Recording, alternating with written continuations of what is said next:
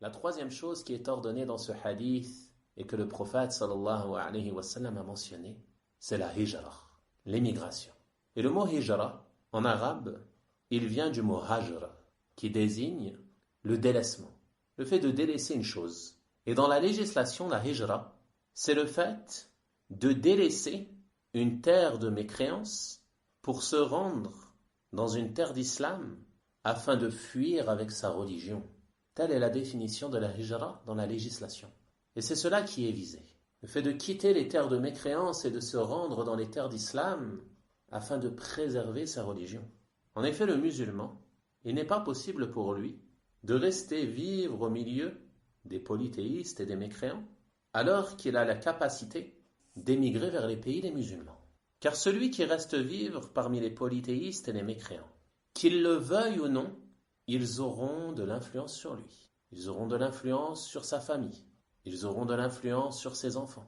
Ils auront de l'influence sur sa croyance. Ils auront de l'influence sur ses mœurs. Ils auront de l'influence sur son caractère. Ils auront de l'influence sur ses comportements. Ils auront de l'influence sur sa manière de vivre. Et ainsi de suite. Car l'homme, il s'adapte, qu'il le veuille ou non, à la société dans laquelle il vit. Et il est influencé par son entourage. Même les éleveurs d'animaux, ils sont influencés par les animaux qu'ils élèvent. Regardez celui qui élève des moutons, il n'a pas le même caractère que celui qui élève des chameaux.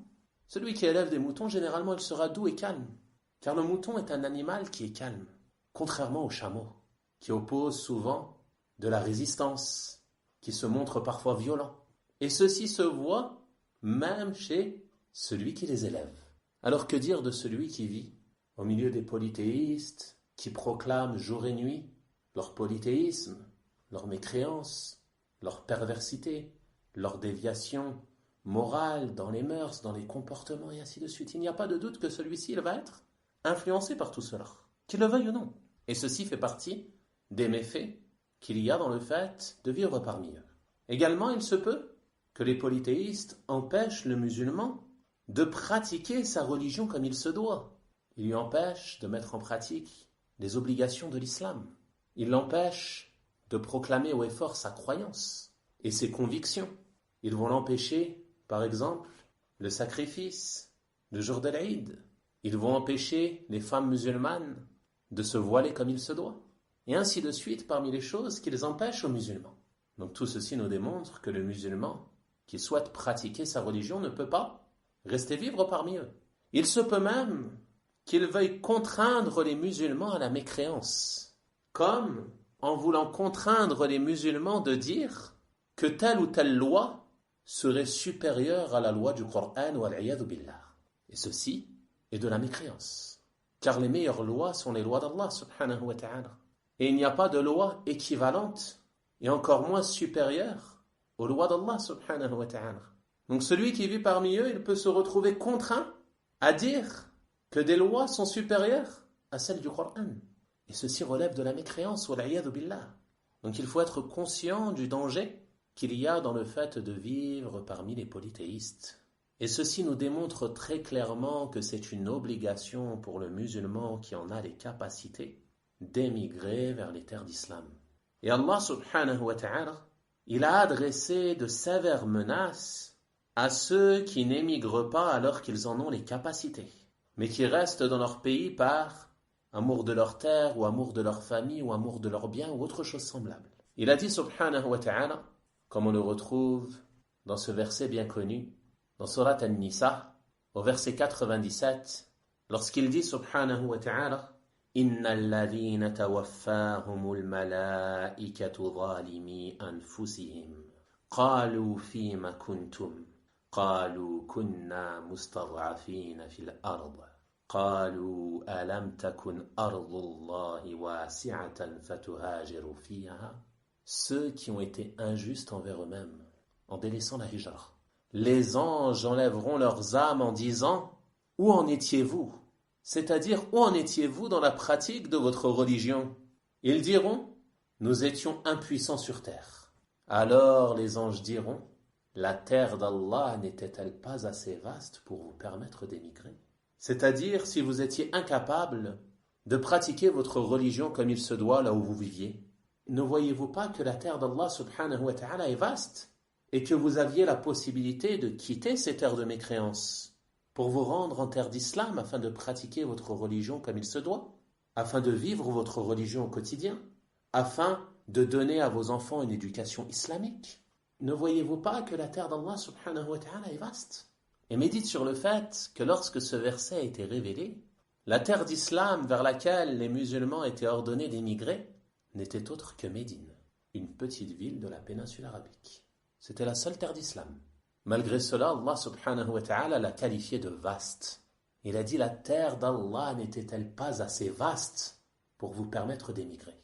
Alors que dire aujourd'hui où nombreux sont les pays musulmans, d'est en ouest, alhamdulillah, et qu'il est possible aux musulmans d'aller dans un de ces pays parmi ceux qui lui sont facilités. D'autant plus si celui détient la nationalité d'un de ces pays, qu'il a des origines d'un pays musulman. Qu'est-ce qui l'empêche de retourner dans son pays et aller vivre honoré parmi les musulmans? Mais non, nombre d'entre eux préfèrent vivre humiliés, avilis, rabaissés, au détriment de la pratique de leur religion. Pourquoi? Pour des biens vils de ce bas monde, wal'iyadhu billah. Allah subhanahu wa ta'ala dit dans la suite du verset: فَأُولَٰئِكَ مَأْوَاهُمْ جَهَنَّمْ وَسَاءَتْ مَصِيرًا. Voilà bien ceux dont le refuge est l'enfer. Et quelle mauvaise destination. Est-ce que tu te rends compte qu'ici, Allah subhanahu wa ta'ala menace du feu de l'enfer celui qui vit parmi les polythéistes alors qu'il a les capacités d'émigrer? Il est sous la menace du feu de l'enfer. Mais je ne peux pas partir parce que dans tel pays, les rues sont sales. Ou dans celui-ci, les hôpitaux ne sont pas assez développés. Ou alors, dans les magasins, je ne trouve pas tel et tel produit. Je n'ai pas tel et tel confort. Il y a des trous sur les routes. Subhanallah. Pense à ce moment où les anges vont retirer ton âme. Quelle sera la valeur de ces choses que tu as fait prévaloir sur ta religion? Quelle sera la valeur de ces hôpitaux ou de ces routes ou je ne sais quoi? Ils n'auront plus aucune valeur. Wallahi, celui qui est plongé dans l'enfer un instant, il oubliera tout bienfait dont il a pu jouir dans ce bas monde. N'oubliez pas que la vie est éphémère. Le temps est très court. Certains se projettent sur des années. Ils font des projets qu'ils n'ont peut-être jamais atteindre. J'attends de construire ma maison, j'attends d'ouvrir mon commerce, et ainsi de suite. Et pendant ce temps, il vit dans un HLM, avec des vendeurs de drogue en bas de l'immeuble, et autres péchés qui sont faits ouvertement. Mais pour émigrer, il veut construire sa maison, avoir son commerce, avoir sa voiture, et ainsi de suite. Allah al-Musta'an. Et tout ceci, comme l'ont mentionné les gens de science, en raison de l'amour de ce bas monde. Donc vous avez vu que dans ce verset, Allah subhanahu wa ta'ala, il menace sévèrement ceux qui délaissent l'émigration, qui délaissent la hijra, alors qu'ils ont les capacités d'émigrer. Et inversement, au verset 100, qu'est-ce qu'il dit? وَمَنْ يُهَاجِرْ فِي سَبِيلِ اللَّهِ يَجِدْ فِي الْأَرْضِ مُرَاغَمًا كَثِيرًا وَسَعًا. Et quiconque émigre dans le sentier d'Allah trouvera sur terre main, refuge et abondance. Allahu Akbar. Les gens restent dans les pays de mécréance sous prétexte de profiter de biens vils de ce bas monde. Et ils délaissent cette promesse d'Allah subhanahu wa ta'ala qu'il fait à tout muhajir. Celui qui émigre dans le sentier d'Allah trouvera sur terre main, refuge et abondance. Allah subhanahu wa ta'ala s'est porté garant de t'accorder ta subsistance si tu émigres sur son sentier. Fais les causes et place ta confiance en Allah subhanahu wa ta'ala. Cesse de craindre la pauvreté. Cesse de craindre le manque de ceci, le manque de moyens ou je ne sais quoi. Place ta confiance en ton Seigneur subhanahu wa ta'ala qui t'a promis sur terre main, refuge et abondance. Et combien de muhajirs avons-nous vu émigrer avec peu de moyens et Allah subhanahu wa ta'ala les a honorés? Ce n'est pas un ou deux. Wallahi, je pourrais mentionner des dizaines d'exemples. Des frères qu'on a vus de nos yeux émigrer avec peu de moyens et qu'Allah subhanahu wa ta'ala a facilité, honoré, car ils ont cru en cette promesse. Ils ont su que ceci est la parole du Seigneur de l'univers, qui détient la royauté des cieux et de la terre, qui administre tout dans cet univers. Tous les trésors de ce monde, ils appartiennent à Allah subhanahu wa ta'ala. Donc le croyant, il se doit de croire en la promesse de son Seigneur, placer sa confiance en lui et émigrer afin de sauver sa religion et vivre honoré parmi les musulmans. Au lieu de vivre dans la gêne, à se cacher pour pratiquer sa religion, à chercher toujours des moyens de se faire accepter ou je ne sais quoi. Non. Pars vivre dans les pays musulmans avec les tiens. Tu seras honoré, bi'idhnillahi ta'ala. Et tu auras ainsi accompli cette noble obligation pour laquelle tu seras récompensé par Allah subhanahu wa ta'ala ici-bas et dans l'au-delà. Et tu dois avoir la certitude de cela.